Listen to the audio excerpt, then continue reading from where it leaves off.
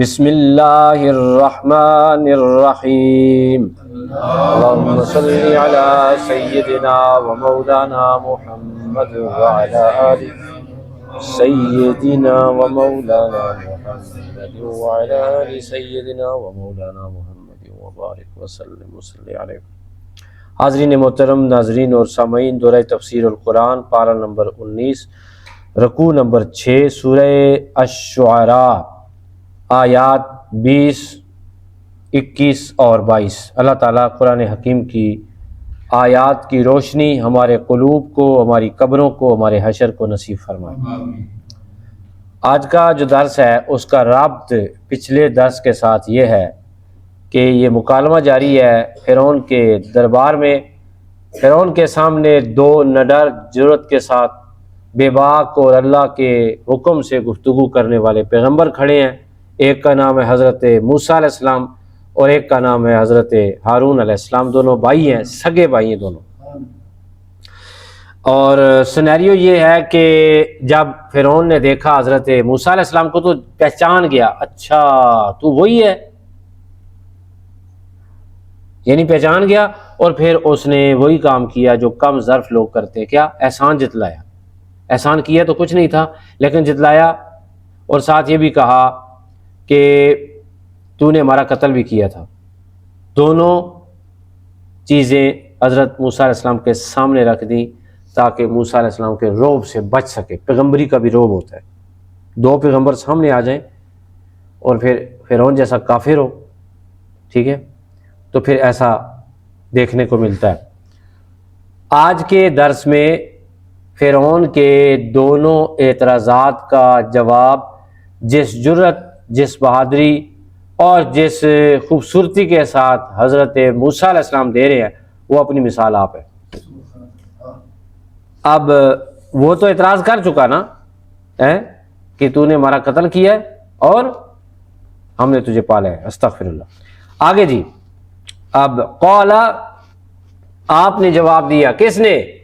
موسیٰ علیہ السلام نے جواب دیا، فعلتها، میں نے ارتکاب کیا تھا اس کا۔ آپ نے اعتراف کیا کہ میری وجہ سے وہ قتل ہوا ہے، ٹھیک ہے، میں نے اسے مارا تھا، وہ مر گیا، ایسا ہوا مجھ سے، اعتراف کیا۔ اذن، اس وقت کے جب وَأَنَا مِنَ الضَّالِّينَ، میں ان لوگوں میں سے تھا جو ارادے سے جرم نہیں کرتے، جو ارادے سے کوئی ایسا غلط کام نہیں کرتے، میں ایسے لوگوں میں سے تھا۔ ضالین کا مطلب گمراہ ہی نہیں ہوتا، صرف عربی کے بہت سارے الفاظ ہیں جن کے کافی کثرت کے ساتھ معنی ہیں۔ عربی کے اندر یہ جو لفظ ہے ضالین، یہ ان الفاظ میں سے جس کے ذخیرہ الفاظ کے معنی بہت زیادہ ہے۔ مثلا اس کا ایک معنی کیا ہے؟ بے خبر ہونا۔ اس کا ایک معنی کیا ہے؟ کہ ارادے کے ساتھ کوئی کام نہ کرنا، اور معنی ایک گمراہی بھی ہے، اور ایک معنی ہے محبت میں ڈوبا ہوا ہونا۔ اور ہم وہ معنی لیں گے جو پیغمبر کی شان کے لائق ہے۔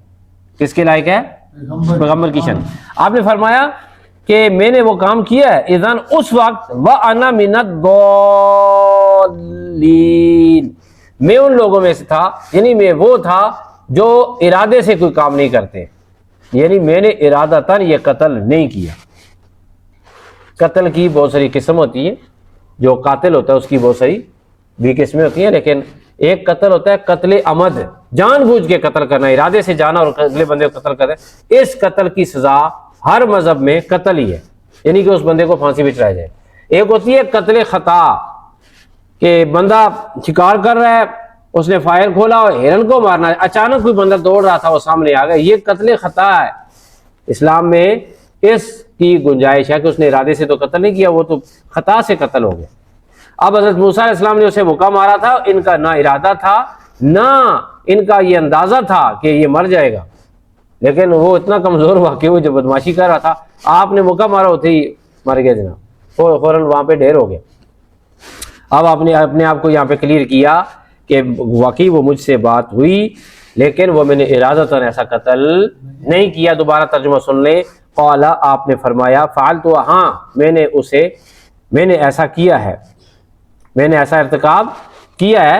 اذن اس وقت وَأَنَا مِنَ الضَّالِّينَ جب میں ارادے سے کوئی ایسا کام کرنے والا نہیں تھا, جب میں ان لوگوں میں سے تھا جو کہ ارادے سے ایسا کام نہیں کرتے. یہ کام کیا. پھر آپ نے کہا میں چلا گیا تھا یہاں سے, اس کے بارے میں بتایا. فرمایا فَفَرَرْتُ تو میں نکل گیا. میں اس کا معنی یہاں پہ یہ نہیں کر سکتا کہ میں بھاگ گیا. I don't like this translation because کہ یہ پیغمبر ہیں, پیغمبر کی شان یہ نہیں ہے کہ وہ بھاگ جائے. لیکن یہ جو معنی لکھا ہوا ہے لفظی معنی ٹھیک ہے, لیکن میں یہاں پہ ترجمہ پسند یہ کرتا ہوں. دیکھیں اپنی اپنی پسند ہے کہ میں نکل گیا. منکم تمہارے دائرہ اختیار سے, یعنی تم لوگوں کے دائرہ اختیار سے. لما جب خفتم جب مجھے اندیشہ ہوا تمہاری طرف سے گرفتاری کا, جب مجھے اندیشہ ہوا تمہاری طرف سے گرفتاری کا. فاوا پھر کیا ہوا, یعنی کہ میں تمہاری طرف سے گرفتاری کے اندیشے کے بعد نکل گیا تیرے دائرہ اختیار سے, یعنی تیرے ملک سے ہی نکل گیا. ٹھیک ہے. آپ نے فرمایا پھر کیا ہوا. فَوَهَبَ لِي پھر بخش دیا مجھے ربی میرے اس رب نے جو حقیقی رب ہے. میرا رب وہ ہے جو آسمان و زمین کا مالک ہے. یعنی آپ نے پھر چوٹ لگائی کہ تو اپنے آپ کو خدا کہلاتا ہے. نہیں, میرے پاس طاقت اس رب کی ہے جو ساری کائنات کا مالک ہے. اور پیچھے کہا تھا رب العالمین جو جہانوں کے پالنے والا ہے. کیا عطا کیا مجھے, حکمن حکم, یعنی مجھے فیصلہ کرنے والا, مجھے سوچ والا, اور مجھے ایک عہدے والا اور خاص اپنا نمائندہ مقرر کیا.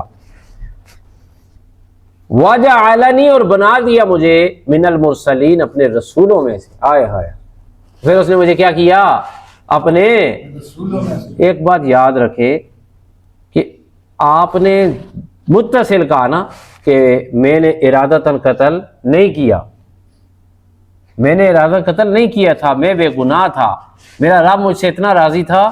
وہ گناہ اگر میں نے ارادتاً کیا ہوتا پھر اگلی بات نہ ہوتی, بلکہ میں نے وہ ارادتاً نہیں کیا تھا. اس کی دلیل یہ ہے کہ میرے سونے رب نے مجھے پیغمبری عطا فرمائی. ٹھیک ہے جی. اچھا, اب اس کے احسان کا جواب دیا کہ میں تیرے پاس پلا ہوں, بڑا ہوں, مجھے پتہ ہے تو نے مجھے اپنے پاس کیوں رکھا تھا, کیوں پالنا چاہتا تھا. یہ میں بتاتا ہوں. تو جو کہتا ہے نا کہ تو نے مجھ پہ احسان کیا ہے, اس کا جواب بڑے دربار میں حضرت موسیٰ علیہ السلام دے رہے ہیں. کہتے ہیں وَتِلْكَ نِعْمَةٌ اور یہ نعمت تَمُنُّهَا عَلَيَّ جس کا تو مجھ پہ احسان جتلاتا ہے. ان عبدت حالانکہ تو نے غلام بنا رکھا ہے بنی اسرائیل کو.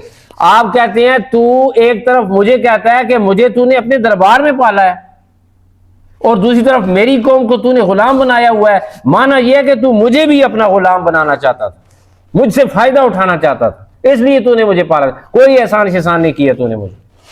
پوری جو ہے وہ قوم تیرے پاس ہے, یہ کام تیرے کرتے ہیں, مکان تجھے بنا کے دیتے ہیں, قلعے تجھے بنا کے دیتے ہیں, تیرا تخت اٹھا کے ملکوں پھرتے ہیں, تیرے سامنے ہاتھ باندھ کے کھڑے رہتے ہیں, ہر کام یہ تیرا کرتے ہیں. تیری قوم کے لوگ ان پر حکمرانی کرتے ہیں. اتنا تو ظلم کرتا ہے, بچوں کو تو نے ظلم سے قتل کیا ہے, اور تو مجھے کہہ رہا ہے کہ تو نے مجھے پالا ہے. تو نے میری قوم کو جو بگاڑا ہے نا, اور میری قوم کو جو تو نے غلام بنایا ہوا ہے, ان کے جو حالات بگاڑ کے رکھ دیے, ان کی انسانیت سوز کام کر کے آپ نے ان کے ساتھ بالکل ایسا ظلم کیا جس کی کوئی مثال نہیں ملتی. اور مجھے تو کہتا ہے کہ میں تیرے دربار میں پلا ہوں. تیری نیتیں صاف ظاہر ہے, تیری نیتیں صاف ظاہر. آپ اندازہ کر سکتے ہیں کہ جس دربار میں اپنے تئیں بڑی شان و شوکت کے ساتھ وہ بیٹھا ہوا تھا, اس نے جب اپنے اعتراضات کے جواب میں حضرت موسیٰ علیہ السلام کو خوبصورت دلائل کے ساتھ بات کرتے ہوئے دیکھا ہوگا, اس کے چہرے کا رنگ کتنا اڑ گیا ہوگا اور فک ہو گیا ہوگا, اور وہ کتنا لاجواب ہوا ہوگا. اس کے بعد بھی مکالمہ جاری ہے انشاءاللہ تعالی. جو کل کا درس ہے وہ بھی بڑا دلچسپ مکالمہ ہے, اور اس مکالمے کو اسی دلچسپی کے ساتھ جاری رکھیں گے. اللہ تعالیٰ میں قرآن کے ساتھ جڑے رہنے کی توفیق عطا فرمائے. وآخر دعوانا ان الحمد للہ رب العالمین.